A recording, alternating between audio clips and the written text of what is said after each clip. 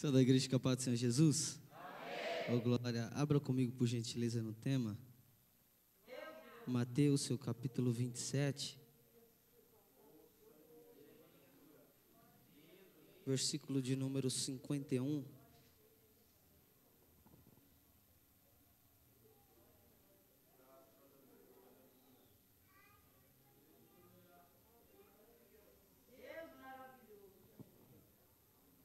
Mateus capítulo 27, versículo de número 51. Se você achou, diga glória a Deus. E assim está escrito: naquele momento o véu do santuário rasgou-se em duas partes. Quantas partes? De alto a baixo, a terra tremeu e as rochas se partiram. Toma o seu assento por bondade. Aleluia. Quero pedir duas coisas, pergunte qual. Primeiro, a sua ajuda. Quero pedir a ajuda da igreja. Até porque nós pregamos para a noiva de Cristo, para a igreja. E a segunda coisa que eu peço é a sua atenção. Isso por quê? Porque o Espírito Santo queimou fortemente, avivou no meu coração. E é possível que dentro do tema que nos foi dado, aparentará que quando estiver ministrando, vai parecer que eu estou fora. Mas é intencional, é proposital, eu vou vir de trás para frente, mas eu acredito que nós vamos mergulhar no final naquilo que Deus já preparou para nós. Amém? Deus, Ele é um Deus onisciente. E pelo fato de Deus ser onisciente, revela pelo menos duas características. Quantas características? Para de graça, você disse que ia me ajudar. Quantas características? Duas características se revela pelo menos a esse Deus que é onisciente. A primeira característica dentro da onisciência de Deus é que tudo que Ele faz, ou tudo que Ele planeja é certo. Tudo que Deus faz não tem erro, não tem falha naquilo que Ele faz, porque Ele é onisciente. E a segunda, Nilson, é que mesmo que se viesse a ter falha ou se viesse a ter erro, Ele ainda teria o poder de consertar isso. Se não, vejamos Gênesis no seu capítulo 2, verso de número 7. Deus, Ele cria um homem com somente uma finalidade: relacionamento. E com que base você me dá isso? Com duas bases. Quantas bases? Duas. A primeira, porque foi Deus quem fez o homem e não o homem a Deus, isso é óbvio. E a segunda é que mesmo que com o poderio de Deus, Ele teria o poder de que Adão subisse para se relacionar com Ele no céu. Mas não, é Deus quem desce no jardim para se relacionar com o homem. Então perceba que o intuito maior dessa relação ou desse relacionamento parte-se de Deus e não do homem. Após isso, os irmãos conhecem aonde finda Adão, Eva no jardim. E qual que é? Ele peca, e por pecar ele agora é expulso do Éden, mas não por falta de aviso, porque Deus disse: no dia que você comer, você morrerá. Denilson, onde está o pior nisso? Romanos capítulo de número 2, verso de número 12 diz: portanto, da mesma forma como o pecado entrou no mundo por um homem, e pelo pecado a morte, assim também a morte veio a todos os homens por meio do pecado. Tiago capítulo de número 1, verso de número 14 e 15 diz: cada um, porém, é tentado pelo próprio mau desejo, sendo por esse arrastado e seduzido. Então esse desejo, tendo concebido, ou seja, tendo praticado, dá à luz o pecado. E o pecado, após ser consumado, gera morte. Eu resumo num simples versículo: todos foram destituídos da glória de Deus.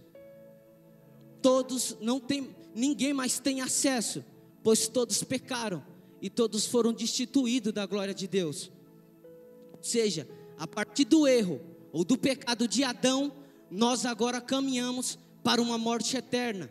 Não tem mais esperança através de um homem, como foi dito aqui, como Paulo escreve: o pecado agora está sobre todos nós. Denilson, mas você citou a onisciência, mas Deus também é Deus de que é onipotente. Verdade. Deus, ele não tem poder.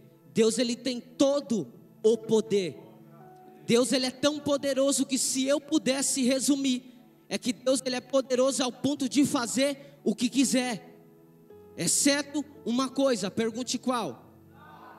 Deus não pode voltar atrás na sua palavra ou lei que estabeleceu. Ou seja, se eu pudesse dizer, é como se Deus, pastora, estivesse preso em seus princípios. Vamos para a Bíblia. Salmo de número 89, verso 34 diz: o Senhor dizendo: não violarei o meu pacto, nem alterarei o que saiu dos meus lábios. Mais um.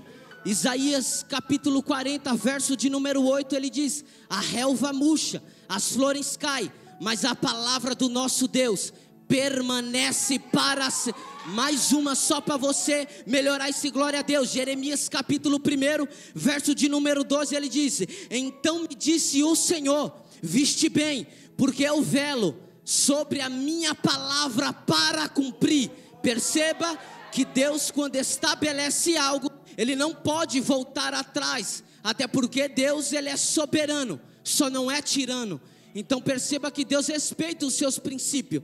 Então, se Deus fala, mas ele logo volta atrás e revoga, que credibilidade tem esse Deus? Que esperança tem esse Deus? Até porque você veio no culto porque você sabe que você está debaixo de uma promessa. E que promessa é essa? Ele disse que eu não deixo só, mas eu subo para preparar morada para vocês.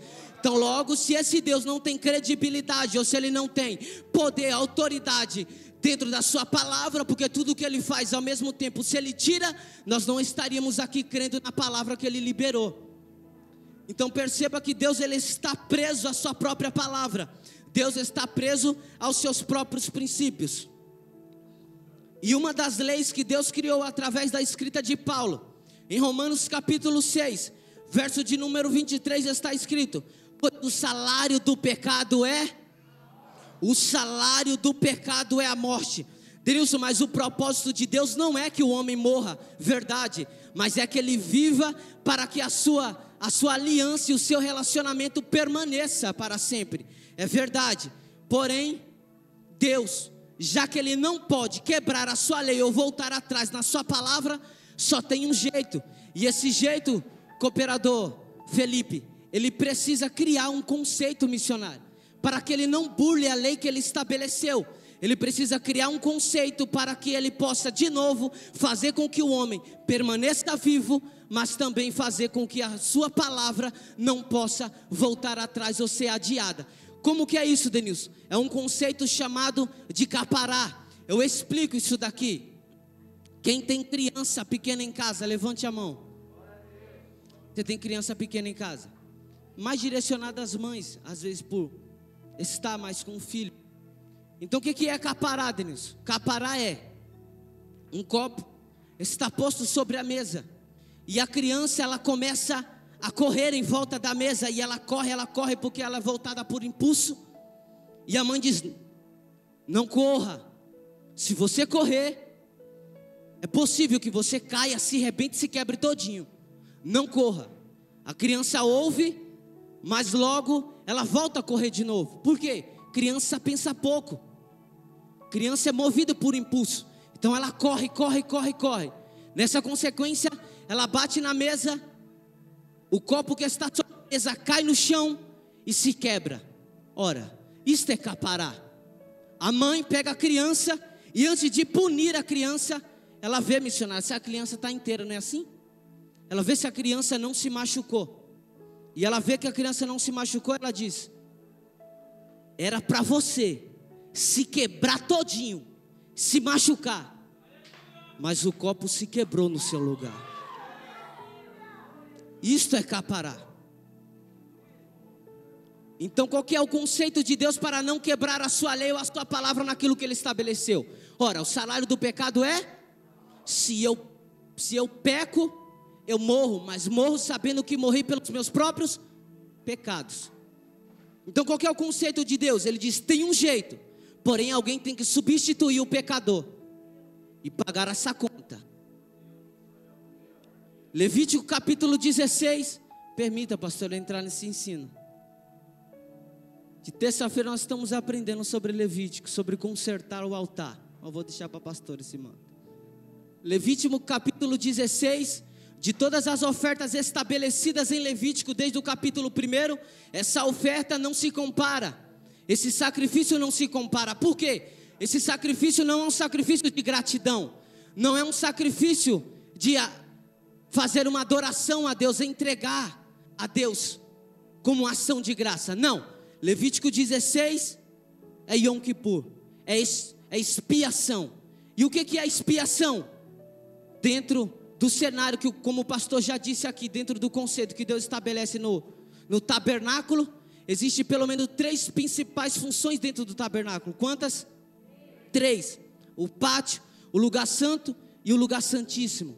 Vale informar que do lugar santo para o lugar santíssimo só há uma coisa que diferencia ou que divide esse lugar. Pergunte qual?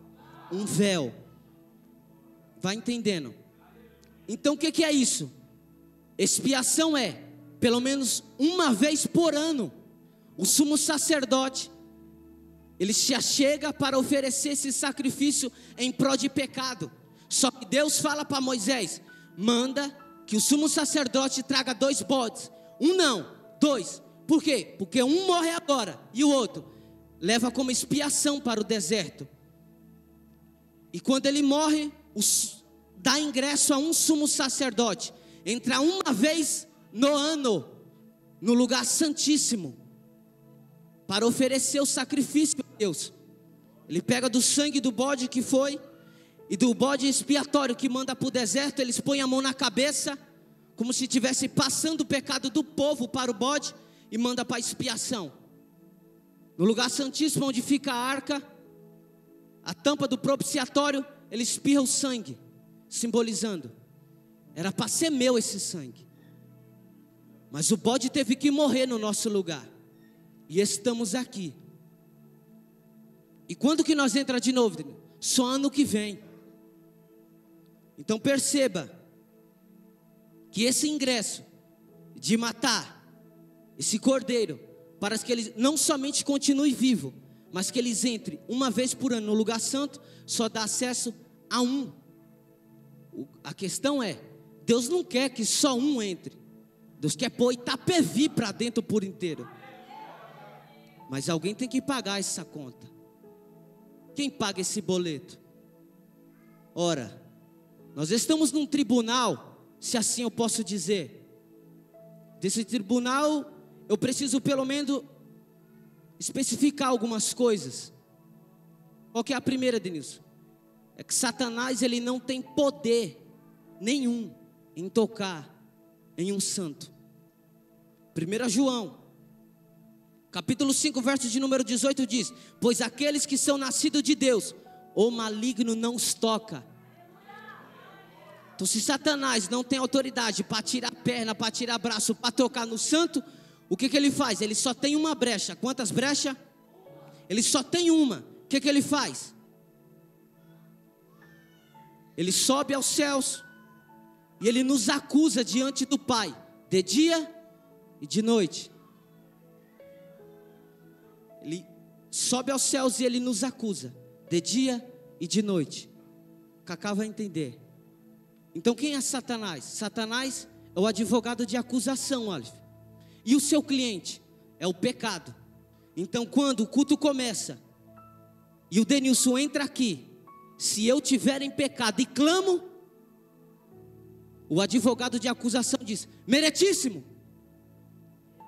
o meu cliente trabalhou. Se ele trabalhou, tem que pagar a conta.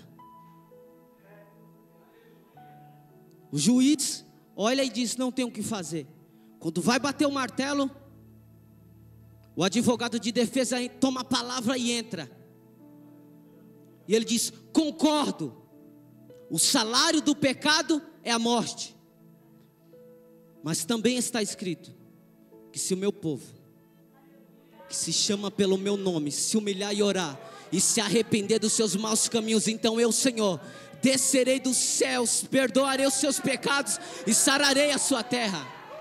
Preciso caminhar. O advogado de acusação chega e diz: concordo, mas ele pecou e alguém tem que pagar a conta. Deus olha para Noé, o homem na qual fez a aliança e foi escolhido para preservar a criação, fazendo com que possa ter um novo recomeço, porém peca. Deus olha para Abraão, homem que fez a sua aliança, patriarca, pai de nações, na qual por meio dele todas as famílias são abençoadas, porém peca. Deus olha para Moisés, legislador, libertador, porém peca. Olha para Davi, homem segundo o seu coração, então não tem outro, porém ele peca também. Deus olha para ele, Elias, Jeremias, Isaías, profeta messiânico que mais profetizou sobre a vinda de Jesus, porém também peca. Olha para João Batista, o homem que preparou o caminho, porém também ele peca. Ele diz: não há o que fazer, eu vou ter que bater o martelo e quem pecou vai ter que morrer.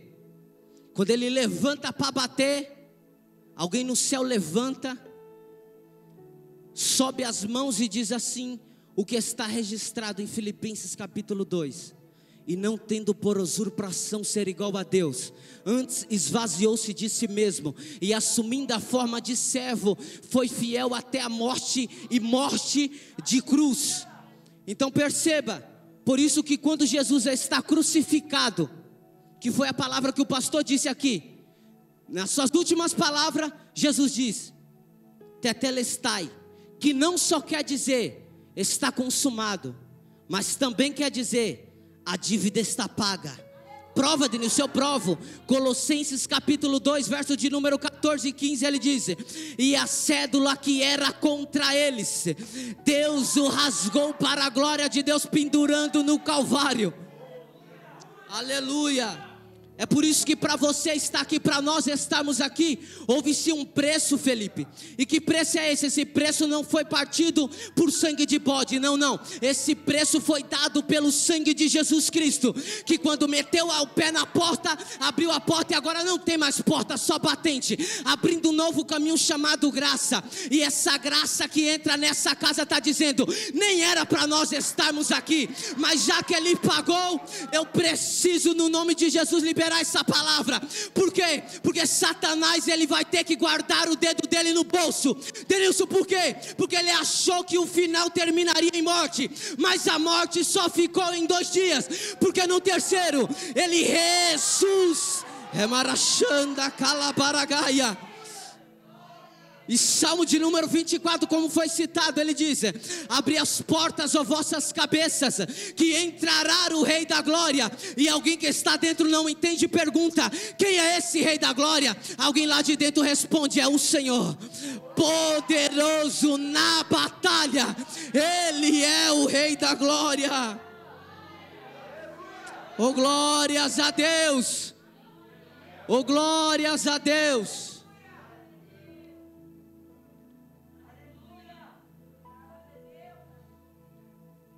Nós caminharíamos para uma morte eterna, mas Ele pagou essa conta.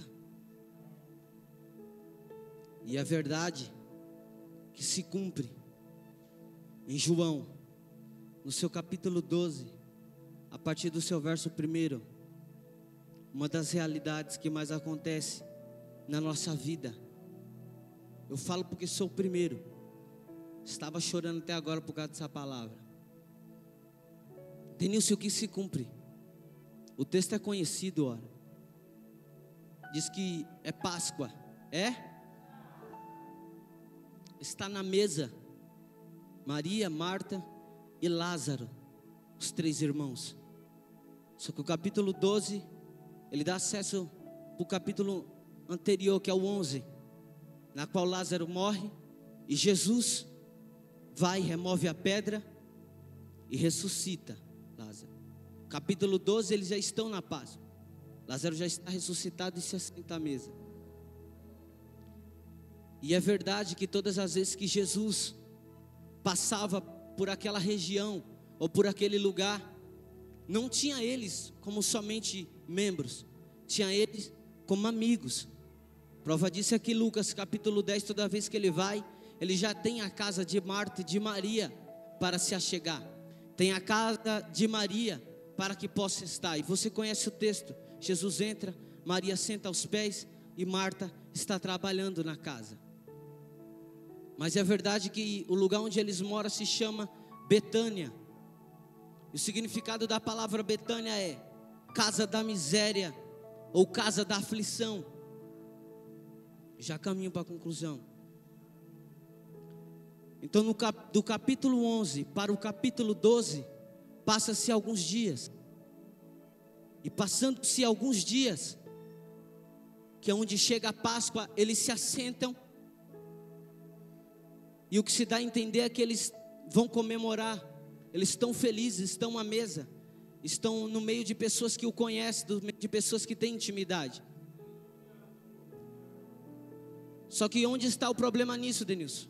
O problema nisso é que nós temos todos os dias a oportunidade de se assentar à mesa com Ele. E onde que está o problema? Isso é bom, é verdade. O problema é que no decorrer dos dias nós se assentamos a essa mesa e nós não damos o seu valor a essa presença. A gente se assenta até a mesa, mas a gente acha comum a presença dele.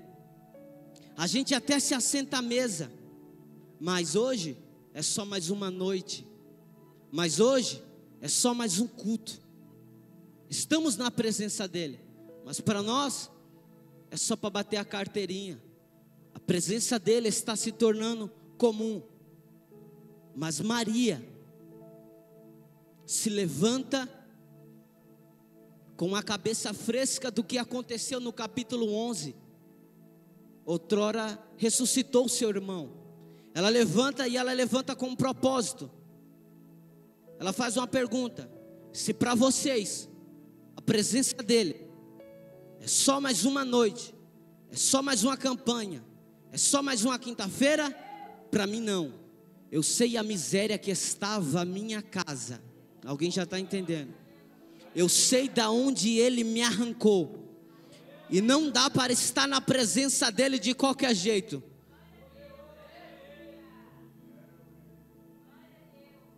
A minha vida caminharia numa morte eterna. Eu não teria esperança. Eu não teria o que eu tenho. Eu não teria promessa. Eu não teria uma promessa de morar no céu, Felipe. Eu não teria. Mas já que ele chegou, achou, como diz em 1 Samuel capítulo 2, ele pega o necessitado do monturo e faz se assentar entre os príncipes e dar uma promessa para ele. Maria, ora, eu não posso me acostumar com essa presença. É como se ela se levantasse num culto como esse, em alguns silêncios que dão, e ela diria: não dá. Sabendo aonde estava a minha causa, depois que ele chegou, mandou o espírito da morte embora, mudou a minha história. Quem quiser ficar calado que fique. Eu vou pegar o meu melhor perfume nessa noite, e eu vou derramar na presença daquele que morreu por mim na cruz do Calvário. Mas é verdade que enquanto ela está adorando, ela pega o perfume e se quebra na presença. Diz que ela limpa, meu pastor, com os seus cabelos. E a verdade é que só quem não sabe de onde saiu, ou quem não sabe o que Jesus fez por ele, se torna como Judas, missionário.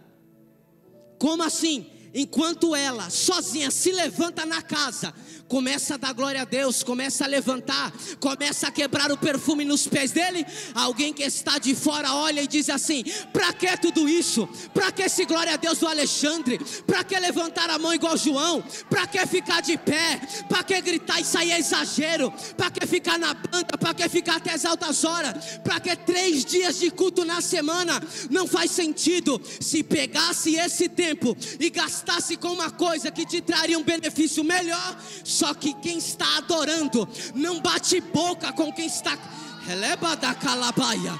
Eu senti uma graça de Deus aqui. Então quem está adorando, se levanta e diz para ele assim: quem quiser bater boca, que bata a boca. Eu sei porque estou aqui. Eu sei porque estou nessa casa. E o mais extraordinário é que Jesus toma a dor da adoradora, pastor. Eu repito, Jesus toma a dor da adoradora. Olha para Judas e diz assim: por que você questiona esse ato de adoração que elas fazem nessa casa? Sendo que quem faz para casa, primeiro, nem para você é. Segundo, se você não tivesse aqui, nem diferença faria. Mas já que já chegou com o coração, deixa quem quer adorar ficar à vontade. Oh, meu Deus. Eu preciso dar um recado para alguém. Denilson, eu não estou legal, eu não estou bem, e por isso eu não quero dar glória a Deus, por isso eu não quero levantar a mão. Não tem problema, fique em paz. Só não mexa no calo de quem está adorando. Só não mexa no calo de quem está dando glória a Deus. Só não interfira na adoração de quem está se derramando. Olha para Judas e diz assim: Judas, eu preciso identificar uma coisa para você. Ele diz: por quê? Nem todos os dias vocês me terão. Que heresia é essa, Deus? Sendo que a Bíblia diz que o Senhor intercede, Jesus está intercedendo ao Pai todos os dias da nossa vida. O que Ele está dizendo é Salmo 106. O que? Ele está dizendo assim: basta para cada dia o seu. Quem tem planos para amanhã aqui? Eu tenho planos para amanhã, para o ano que vem. A questão é, se quando eu sair por aquela porta, papai quiser me levar, acabou. Não sonho mais, não vivo mais, não estou mais de pé. Então ele está dizendo para Judas: não questione um ato que para alguns, meu Deus, arrepiou aqui Jesus, é só uma oportunidade. Por quê? Porque as coisas da terra você tem todo dia. Instagram você tem todo dia. O Facebook você tem todo dia. O teu vizinho você tem todo dia. A tua cama você tem todo dia. A tua casa você tem todo dia. O teu chuveiro você tem todo dia. Mas a mim nem sempre. Então deixa quem quiser ficar à vontade para adorar a Deus ficar. Meu Deus. Levante a tua mão, por favor. Eu queria que nessa mão levantada você tocasse quem está do seu lado. Mas por favor, não faça o chique. Faz não. Não faça o fino. Incomoda mesmo. Chacoalha. Balança ela para acordar. E pergunta: você vai dar glória a Deus? Ou você está esperando uma ocasião melhor? Você vai dar glória a Deus? Ou você está esperando uma espécie? Meu Deus do céu. Você vai dar glória a Deus, você está esperando uma ocasião melhor para dar glória a Deus. E se você não tem referência, eu vou te dar uma. João capítulo 3 versículo 16. Pois Deus amou o mundo de uma tal maneira que deu seu Filho unigênito, para que todo aquele que nele crê não pereça, mas tenha vida. É Maracanda lá Paragaia. Levante a tua mão. Eu quero te dar alguns minutos de adoração. Eu não sei se você tem motivo, mas enquanto você não tem motivo, eu quero provocar a tua fé. Você estava no pagode, você estava no forró, a tua vida estava indo de mal a pior, estava na desgraça, mas Ele veio, segurou na tua mão, te deu uma promessa, te lavou, te cobriu, tirou sua casa, tirou sua família. Hoje você está no altar restaurado, ouvindo as promessas que Deus tem para a sua vida. Denilson, mas que promessas é essa? Mateus capítulo 28, ele diz: e naquele dia eu quero ver o rosto do Cacá, eu quero ver o rosto da pastora, eu quero ver o rosto da Yara, só para dizer uma coisa: bem-vindos, benditos de meu Pai. É Maracomanda Calabaia. Fica de pé comigo, por favor. Fica de pé comigo, por favor.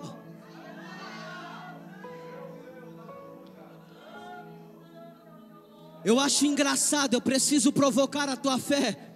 Eu acho engraçado quem torce para algum time aqui. Eu sou primeiro, mas se meu time perde, eu me frustro, eu fecho a cara, eu não falo mais. Mas se um gol sair do meu time, aí me segura. Aí eu pulo lá em cima, eu saio correndo.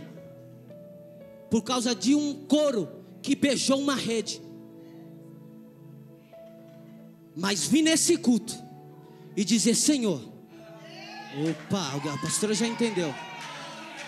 Eu sei a miséria que estava a minha casa, mas o Senhor desceu dos céus, perdoou os meus pecados, sarou a minha terra e disse: você está livre.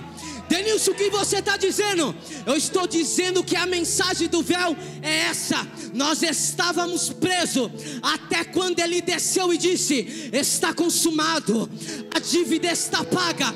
Ou seja, o que o véu quer dizer é: o véu que te separava não te separa mais. As muitas águas nunca levarão. Ramaragaia. Denilson, mas é verdade que no decorrer da caminhada eu me frustrei.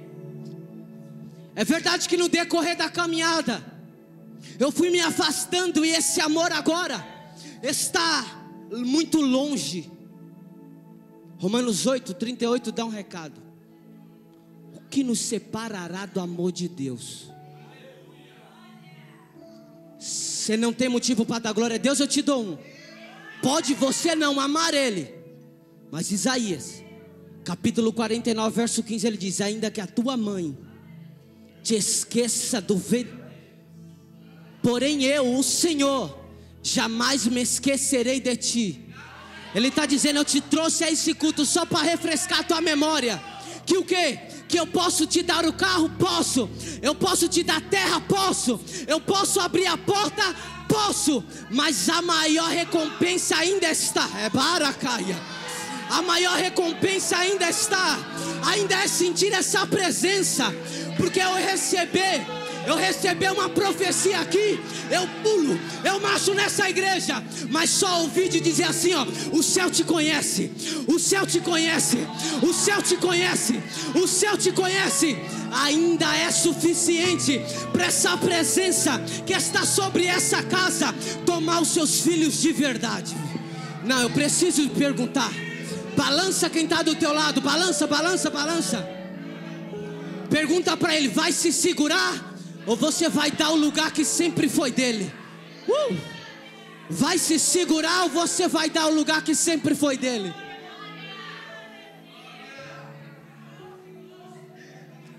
Pode adorar. Vamos entrar no momento de adoração.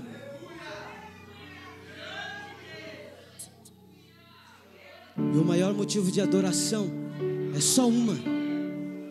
Denilson, mas Satanás tinha uma dívida contra a minha vida, contra a minha casa. Eu até concordo, mas quando você entrou por essas portas, dobrou o joelho e disse: Pai, me perdoa. Jesus, o véu que te rompia não te rompe mais. Está liberado, Alexandre. Está liberado. Está liberado. Eu me rasgo. Vai, esse é teu momento, vai. Por inteiro. Pode? Faço tudo, mas vem novamente. Eu mergulho na minha ardente, mas peço que tua presença aumente. Aumenta, Senhor. Aproveita que ele não falta culto. Aproveita que ele não falta culto. Eu me rasgo. Esse é teu momento, vai. Por inteiro faço tudo, mas vem novamente. Eu mergulho na mirra ardente, mas peço que tua presença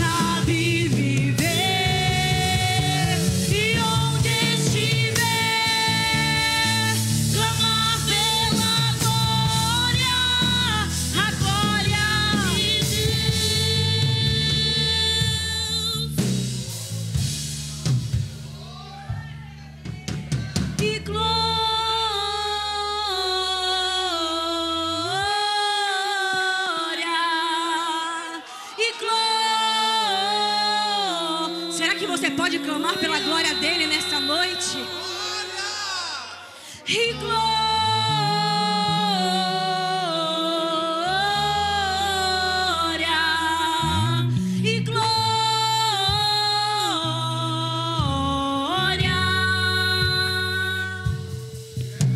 E santo,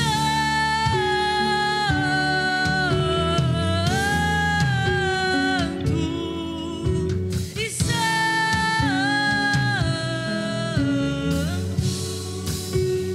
quem já pisou no santo dos santos, em outro lugar, não sabe viver. E onde estiver, clamar pela glória, a glória de Deus. Aleluias. Vamos eles preparar a outra adoração. Aleluia.